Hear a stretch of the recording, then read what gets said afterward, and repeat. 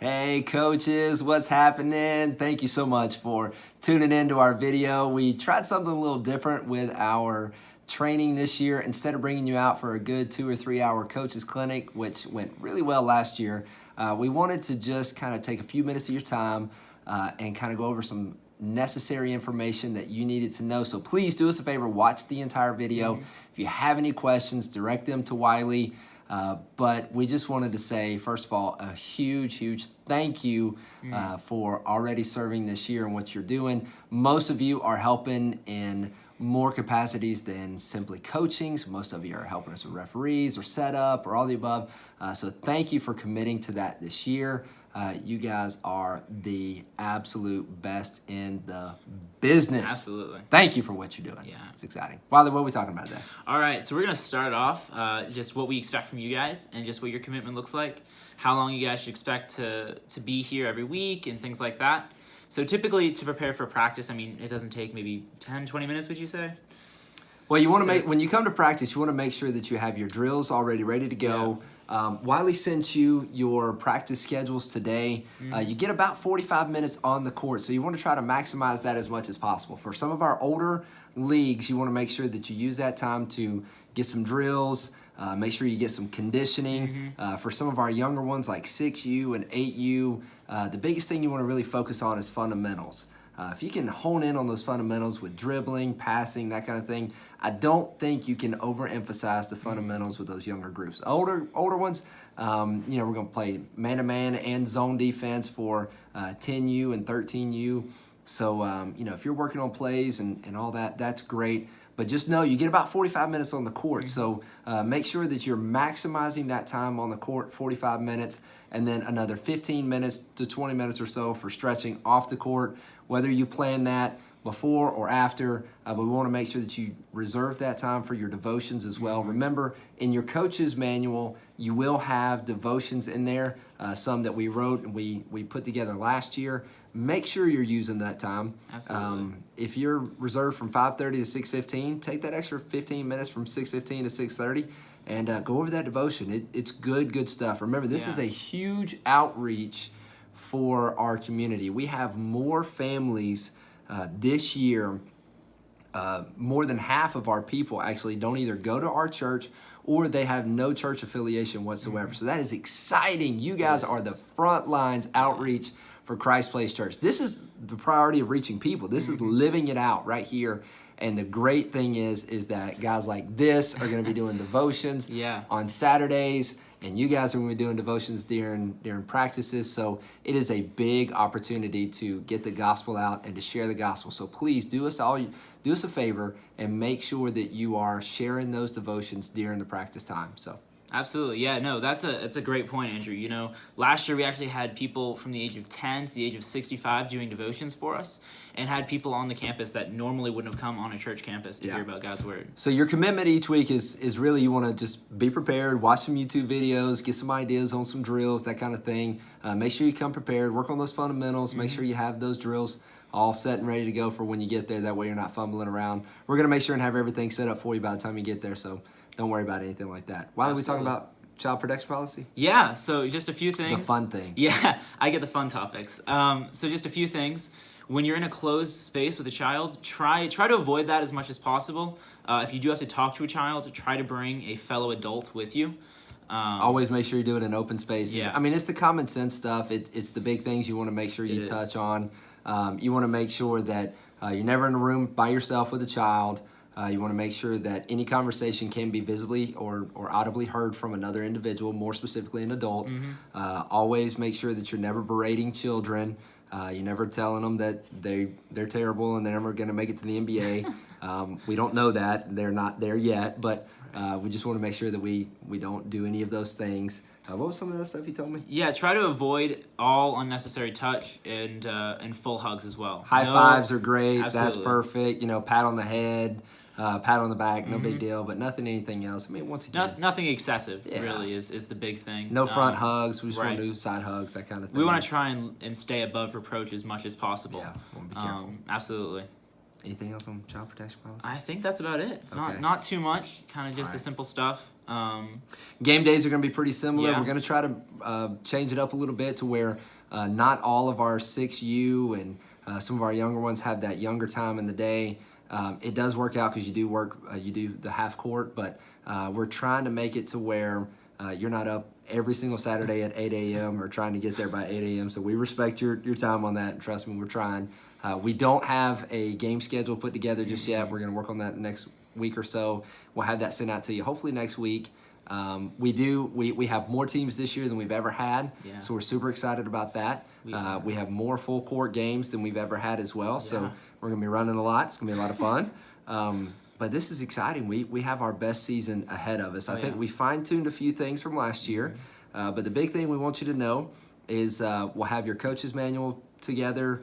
Hopefully we'll try to have that to you by next week. That's our goal. Also, we'll try to make sure and have the covenant in there as well, just your commitment to the program and to the children. And it's basically simple stuff. It's that you're going to pray daily for them. You're going to be in the Word, and you're going to make sure and be a good example in front of all these kids. Absolutely. Don't ever underestimate that power of prayer for these kids. You know, we've been praying up this season for a long time now. We are just ready and expectant to see what God does with this season. And also the rules and regulations, we've made a few changes from last year, just made them better. We're going to get you a copy of those in the next week or two, so be looking for that. Also, we're going to be really good on our referees. We've been coaching up our referees from the beginning. We're going to have a couple more referee workshops as well. But thank you for being patient with us, knowing that, of course, those referees are church members too, and you got to see them the next day. Yeah. So, just be flexible with them. And if I'm one of the referees, just we'll make the best of it. We'll do what we can. Absolutely. One other thing about game days is we're gonna change it up a little bit this year. From the entrance you come in, usually you come in, or you're coming in on the back side of the D building. We're changing that up a little bit. You'll come in through that west entrance or the east entrance, those back doors over there. Yeah, basically anything you can get into the D building. Yeah. It's kind of that front parking lot that's facing Wallace Road, and then same way with the other parking lot to the side that's also facing Wallace Road. So you're going to see more of that. We're not going to have that same entrance, the one that we use with construction that we've used in the past. So make sure you communicate that to your parents for game day. They can probably use that on practices, on practice days.